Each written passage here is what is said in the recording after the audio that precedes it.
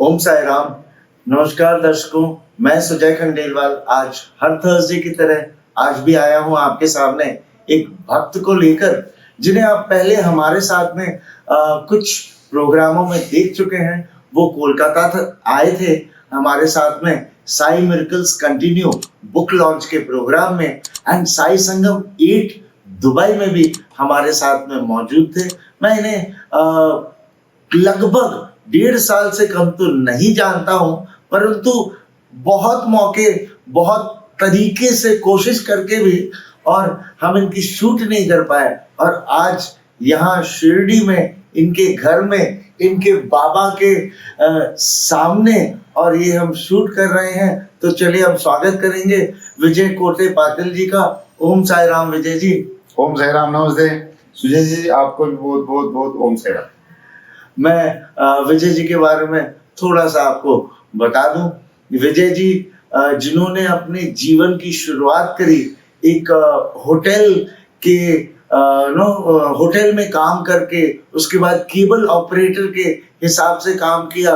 उसके बाद जो आज शिरडी की जो सड़कें हैं, जो द्वारका माई के आसपास और जितनी पक्की सड़कें हैं, उसका निर्माण का कार्य बाबा ने इन्हें दिया जब ये नगर पालिका के अध्यक्ष थे। और उस जमाने में जब जो पुराने भक्त शिरडी में आया करते थे, वो कच्ची कच्ची सड़कें थी, आज वो पक्की पक्की है। तो उसका कार्यभार भी विजय जी को दिया, और आज ये उन सब से निवृत्ति पाकर और यहाँ पर और भी एक बड़ा कार्य कर रहे हैं, जो कि साई निर्माण के नाम से घर बना रहे हैं। बहुत सारे भक्त यहाँ पर आते हैं जिनकी दिली तमन्ना होती है कि शिरडी में भी मेरा एक घर हो जाए, और ये उस सपने को साकार करते हैं छोटे मार्जिन में काम करके, और उनके लिए घर प्राप्त करा रहे हैं। तो चलिए स्वागत करेंगे विजय जी का। ओम साई राम विजय जी। ओम साई राम। विजय जी, आपका तो जन्म ही शिरडी में हुआ। आप तो समाधि के ऊपर खेले कूदे भी होंगे, और उस टाइम का शिरडी, आज का शिरडी, आप वो जो बचपन के बाद जो कनेक्शन बाबा के साथ में हुआ, वो कैसे हुआ, किस प्रकार से हुआ, थोड़ा सा बताए भक्तों को। जी सुजय जी, बहुत बहुत धन्यवाद। और सबसे पहले मैं आपको बहुत शुभकामनाएं देना चाहता हूँ। आज दशहरे का दिन है, दशहरे की सबको शुभेच्छा। विजयादशमी है और बाबा का निर्वाण आज के दिन हुआ था द्वारका में। तो उस द्वारका में जब ये बाबा ने अपना ध्येय रख दिया, तो उसी द्वारका माई से हमारी शुरुआत हुई है। क्योंकि हमारा स्कूल द्वारका माई के बिल्कुल बाजू में पहले मराठी स्कूल था, जहाँ पे हम लोग पढ़ते थे। और वो टाइम में जैसे कि लगभग 4-5 साल के, हम लोग 6-7 साल के रहेंगे, तो इतना तो पता नहीं था कि हम लोग बाबा के साथ जुड़े। वो टाइम में सिर्फ बाबा के दरबार में इसलिए जाते थे कि बाबा द्वारका में जब द्वारका में हम लोग जाते थे तो सब बच्चों को पेड़ा देते थे, मतलब वहाँ के गुरुजी। तो हम लोग को काम क्या था कि जैसे छुट्टी हो गई बीच में की स्कूल की, तो वहाँ पे द्वारका में जाओ, वहाँ पे खेलो कूदो, और वो गुरुजी के पीछे लग के उनसे प्रसाद, नारियल का प्रसाद हो या पेड़े का प्रसाद हो, वो ले लो। तो इस तरीके से हम बाबा से जुड़े। और दूसरा कि वो टाइम में लाइट नहीं थी, तो बाबा की जब पालकी निकलती थी, जैसे कि आज आप पालकी देखेंगे, रथ यात्रा देखेंगे प्रोग्राम में, तो उसमें बाबा की जब रथ यात्रा निकलती थी, तो वो टाइम लाइट नहीं थी, तो हाथ में आपको पता रहेगा वो जनरेटर मशाल लेके, और वो ट्यूब रहता था उसको, और उसका लाइन जनरेटर का जुड़ा हुआ था, तो पकड़ के बाबा की पालकी का आगे चलना। और वो क्यों चलना है, तो जब खत्म होता था पालकी, जब मंदिर में बाबा आते थे, तो वो टाइम में जो लोग पकड़ते थे वो उसको नारियल दिया करते, तो वो नारियल के लिए हम वो बाबा के पास जाते थे। तो ये बाबा ने कनेक्टिविटी जो बनाई, तो इतना सिंपल सा है कि वो उन्होंने खींच लिया। तो जब से मैं जानता नहीं हूँ, तब से बाबा के पास पालकी में जाता हूँ। लगभग अभी मैं 48 ईयर्स रनिंग मेरा है। तो जब से मैं जानता हूँ तब से पालकी अटेंड करता हूँ। हर गुरुवार पहुंच जाते हैं, रात के 10 बजे को आते पहुंच जाते हैं हमारे एक छोटे बच्चे को लेकर। तो ये सब बाबा का मिरेकल है। और सुजय जी, जैसे कि मैंने कहा कि छोटे बचपन से ही बाबा ने उनसे हमें जुड़ा, और उसी के मार्ग पे हम चल रहे हैं। ओम साई राम। देखिए, ये कुछ एक भक्त लगभग मेरी उम्र के ही है विजय जी। और ये जो इन्होंने बताया ना कि वो स्कूल में पढ़ते थे छुट्टी होने के बाद में, तो ये सेम स्टोरी मुझे अभी तुरंत याद आई। प्रसाद अय्यर जी ने भी ये चीज हमें बताई थी कि छुट्टी के बाद हम जाकर वहां पर और वो लेते थे। ये प्रोग्रेसिव भक्ति होती गई जुड़ते गए। तो विजय जी, उस समय की शिरडी जबकि लाइट नहीं थी, उन 1970 की एंड की या 80s के टाइम की, जबकि भक्त यहाँ पे आते नहीं थे, उस टाइम की शिरडी आज की शिरडी में जो फर्क है, थोड़ा सा ये बताइए। तो लगभग मैं ये बताना चाहूंगी, मैं कॉर्पोरेशन में काम कर चुका हूँ। जैसे कि आपने बताया कि शिरडी की जो निर्माण हुई सड़कों की, रास्तों की, तो साईं बाबा संस्थान का बहुत बड़ा योगदान उसमें रहा। उस टाइमिंग में यहाँ पे जो हमारे एमएलए साहब है राधा कृष्ण के जी पाटिल और जयंत राव जी ससानी, वो चेयरमैन थे संस्थान के, और मैं वाइस प्रेसिडेंट था म्यूनसिपल कॉर्पोरेशन में। हमारे गुरु जी कैलाश बापू जी कोते पाटिल, तो वो टाइमिंग में उन्होंने मुझे पॉलिटिक्स में आने का चांस दे दिया। तो मेरा एक ध्येय था कि जो साईं भक्त आते हैं, जहाँ पे भी साईं भक्तों लाइन से जाते हैं मंदिर में दर्शन के लिए, तो उनको तकलीफ नहीं हो, उनको अच्छा लगे और स्मूथली वो दर्शन कर पाए, बाबा का आशीर्वाद ले सके।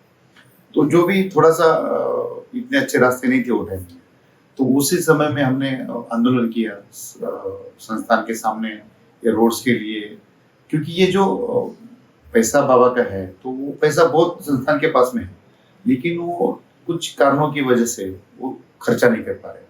तो हमने उसके लिए उनसे झगड़ा किया, कॉर्पोरेशन की ओर से झगड़ा किया, फिर हमारे एमएलए साहब ने उसमें हेल्प किया। और वो ये जो रास्ते आप देख रहे हैं, तो आदरणीय ससानी साहब वो बेचारे चले गए, लेकिन सबसे बढ़िया काम उनका वो रहा। और 9-10-11 वो टाइमिंग में ये सब रास्ते बन गए, तो आप इतने साईं भक्तों की सुविधा मिल गई। दूसरी बात है कि बाबा का निर्माण किया तो सब बाबा करवाते हैं, हम तो माध्यम है। सुजी जी, मैं कहना चाहूंगी ये सब हम करते हैं, ये हम नहीं करते, ये कर रहे हैं बाबा ही। तो उनकी कृपा है और उनकी इच्छा के बगैर कुछ हो नहीं सकता। तो मैं उसका एक छोटा सा मैं आपको शेयर करूंगा कि जब ये ऐसी कंट्रोवर्सी चलती है, तो एयरपोर्ट आना था, और एयरपोर्ट आना था तो कुछ लोग हमारे कहते थे कि बाबा का पैसा एयरपोर्ट के लिए नहीं देना, और हमारे कुछ आधे लोग ऐसे थे कि वो बाबा को पैसा देना है, बाबा का पैसा एयरपोर्ट के लिए लेना चाहिए। तो हम लोग बाबा का पैसा लेके एयरपोर्ट बनाओ किस पक्ष में थे, और उस टाइम हम लोग अनशन पे बैठे थे। तो आज देख लीजिए, जो लोग नहीं बोलते थे वो सबसे पहले हमारे से भी पहले जाके फ्लाइट में बैठ के बाहर जाते हैं। तो ये प्रगति का एक स्वरूप है, और बाबा के जो भक्त है देश विदेश से आते हैं, उनके लिए कनेक्टेड होना जरूरी था। उन लोगों की डिमांड थी, उन लोगों की मांग थी कि यहाँ पे एयरपोर्ट होना चाहिए, रेलवे स्टेशन होना चाहिए। तो दोनों भी बाबा के दरबार में आज हो चुके हैं आपके सामने। बिल्कुल, बाबा तो स्वयं बोलकर गए थे कि लोग कीड़े मकोड़ों की तरह आएंगे, बड़ी बड़ी इमारतें होंगी। ये तो सिर्फ मुझे लगता है एक शुरुआत है, ये तो सिर्फ एक शुरुआत है। यहाँ से शिरडी कहाँ कितना विख्यात होने वाला है, इसका नहीं पता। हम सभी को माध्यम बनाया है, बहुत सारे लोगों को, जैसे कि विजय जी को भी बनाया है। तो विजय जी, कुछ एक लीलाएं बाबा की शेयर करें भक्तों के साथ। तो बाबा की एक, जैसे आपने कहा कि बाबा की लीलाएं तो इतनी सारी है हमारे जीवन में, तो हमारा जीवन ही लीला की वजह से। तो जैसे कि हम लोग बाबा के पास जाते हैं और सच्चे दिल से जो भी मांगते हैं, बाबा को बोलते हैं, तो बाबा दे देते हैं। और मेरा जो बचपन गया है, जो भी लाइफस्टाइल है, ये सब बाबा के, आप जो देख रहे हैं, ये बाबा ने दिया हुआ है।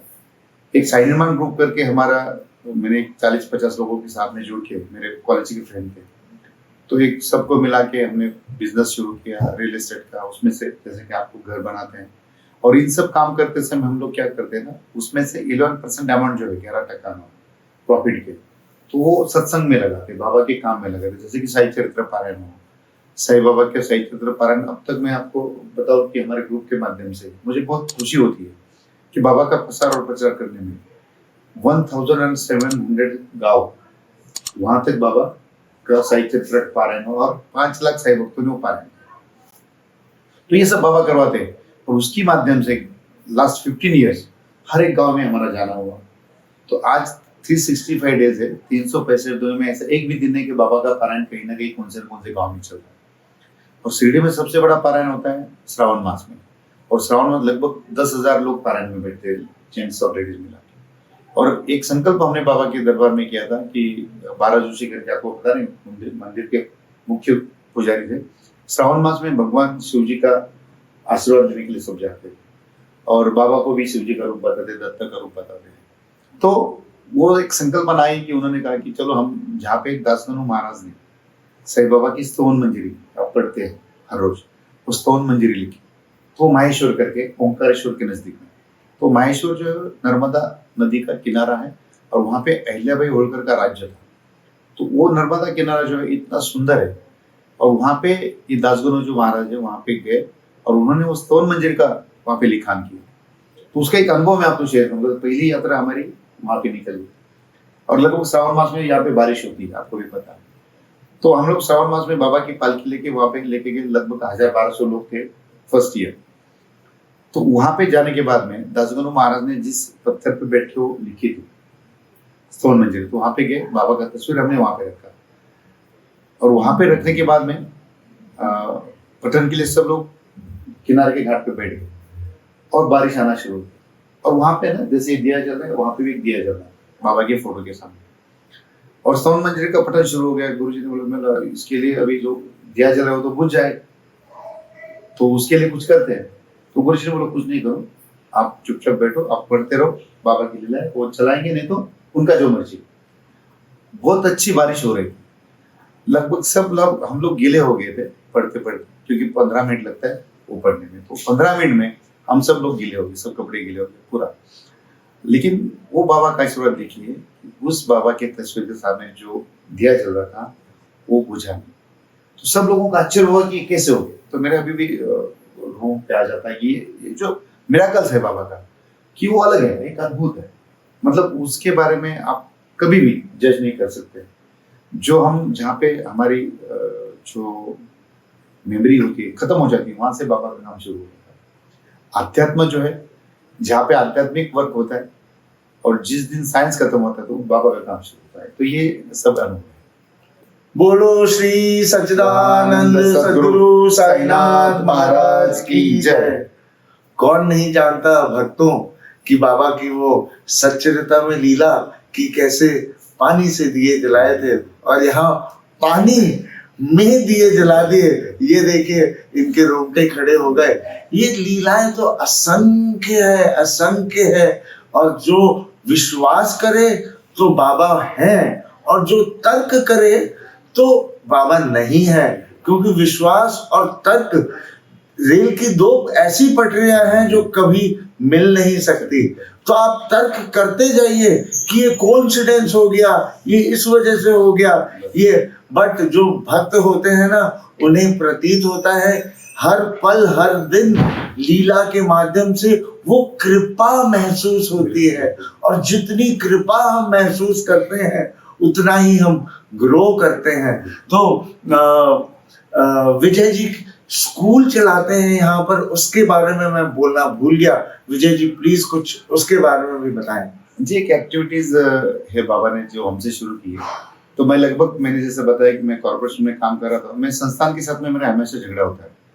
बल्कि सब लोग प्यार करते हैं, वो बात अलग, लेकिन मैं हमेशा एक झगड़ा इसलिए करता हूँ कि सबको न्याय मिले, साईं बाबा को अच्छा दर्शन मिले, सुविधा अच्छा हो, वहाँ की खाने की व्यवस्था जो है उसमें क्या सुधार करना है, उसके लिए मैं हमेशा लड़ता रहता हूँ। क्योंकि यहाँ का जो बाबा ने शिरडी में रहे, तो इसका एक ही रीजन है कि शिरडी में जो भी भक्त आता है बाबा के लिए, और हमारा भगवान बाबा के बाद में वही होता है। तो इसलिए हम ज्यादा से ज्यादा केयर उनकी करता है।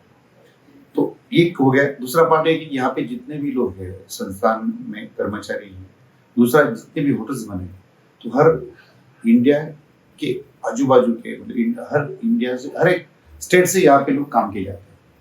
तो लगभग 20,000 लोग यहाँ पे वर्किंग करते हैं होटल में आजू बाजू में। तो ये 20,000 लोग हैं तो रहते हैं किराए का मकान लेके, उनके बच्चे होते हैं और इकोनॉमिकली इतने साउंड वो लोग नहीं है कि जो बाहर जाके यहाँ पे कर सके। और यहाँ पे पहले साईं बाबा संस्थान का स्कूल, तो हमेशा हर साल मैं क्या करता था ना, उनके सामने बैठना है, अनशन पे बैठना है। ये 150-200 बच्चे हैं, उनको एडमिशन दे दो। तो लगातार 4-5 साल मुझे करना पड़ा। तो बाबा क्यों ये मेरे एग्जाम देना पड़ रहा है। तो फिर मैंने सोचा कि बाबा एक हम ही शुरू करते हैं। जस्ट 15 साल पहले हमने शुरू कर दिया। मुझे नहीं लगा था कि इतना बढ़ जाएगा। अभी 2000 बच्चे अपने स्कूल में पढ़ते हैं। एक मिनिमम जो पेमेंट होती है जिससे सिर्फ हम लोग घर के लिए उसका पैसा यूज नहीं करते, क्योंकि ये जो दिया है बाबा ने दिया है उसमें से वो जहाँ की वो प्रॉपर्टी मेंटेन हो, वो स्कूल मेंटेन हो और टीचर लोगों का पगार, इतना मिनिमम हम लोग बच्चों से लेते हैं और उस दिन से वो समस्या खत्म हो गई। फिर उसके बाद में हमने कॉलेज लाया, संस्थान को भी कॉलेज लाने के लिए बोला कि संस्थान भी कॉलेज लाएगा, तो वो नहीं ला रहा तो हमने भी लाया, तो फिर हमारे दोनों भी कॉलेज साथ में शुरू। तो ये सब बाबा की लीला है।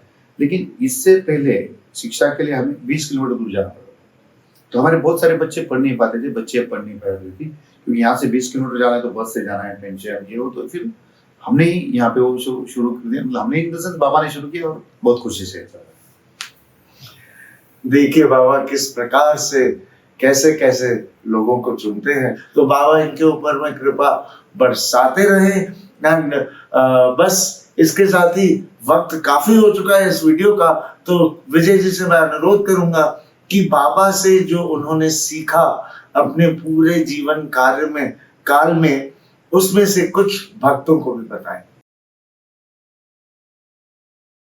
बाबा का जो कहना है, श्रद्धा और सब्र है सबका मालिक है वो, अन्नदान है और शिक्षा दान है, अब दवा दान है। ये 3 सूत्र पे बाबा ने काम किया है और बाबा हर एक को इतनी अनुभूति देते हैं कि जो बाबा से जुड़ता है। और एक अनुभूति ऐसी बाबा की, जब भी आप देखो बाबा के पास आप मांगो, मेरा जब भी प्रॉब्लम शुरू हो जाता है तो मैं बाबा के पास बैठता हूँ और पारायण शुरू कर देता हूँ।